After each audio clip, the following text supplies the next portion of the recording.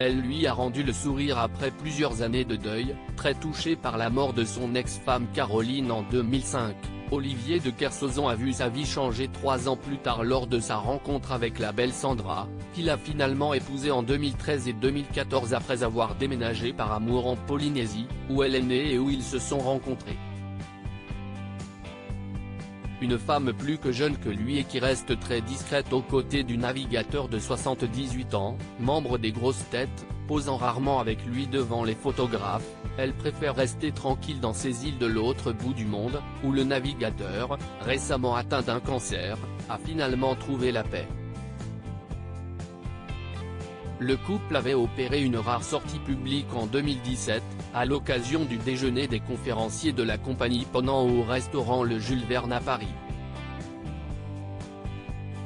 Leur sortie exceptionnelle avait été immortalisée, la photo est à retrouver dans notre diaporama. Pendant 40 ans, j'ai vécu uniquement préoccupé par les choses de la mer et des bateaux. La Polynésie, ça ressemblait à des grandes vacances, quand même. Des grandes vacances.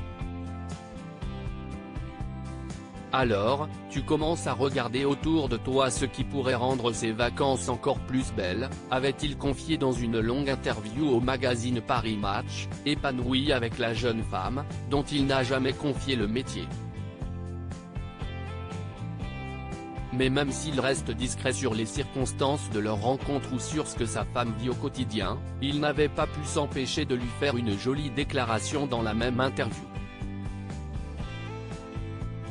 Si tu as la chance de rencontrer quelqu'un avec qui une expérience aussi démente, car si est dément, est possible, à mon avis, il faut la tenter, avait-il continué au sujet de celle qui aurait, selon lui, un don pour le jardinage. Je n'aurais pas peur du mariage. Et pour tenter l'expérience, Olivier de Kersauzon a mis toutes les chances de son côté, quittant la Bretagne, où il avait élu résidence depuis de nombreuses années. Le navigateur avait choisi de suivre sa femme dans les Tuamotu, notamment sur la petite île de Fakarava, où ils se sont mariés religieusement en 2014. Et ne le regrette pas, puisque nous avons la chance de vivre une vraie histoire, je vais essayer de la vivre plus loin.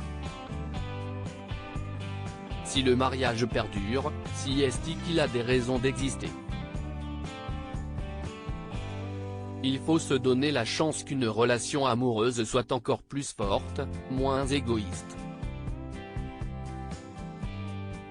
Je n'aurais pas peur du mariage, ça ne peut être que mieux.